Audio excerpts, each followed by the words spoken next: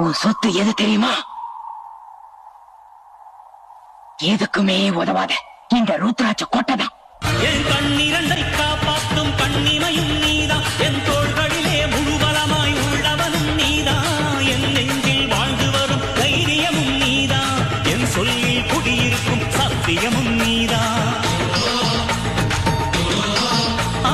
இன்னுயிராய் வந்தவனே என் உயிரும் நீதான், என் இருதயத்தில் துடிதுடிப்பாய் இருப்பவனும் நீதான், எண்ணம் போல் வெற்றி பெற உழைப்பவனும் நீதான், என் இறுதி வரை கூட வரும் கூட்டணியும் நீதான்.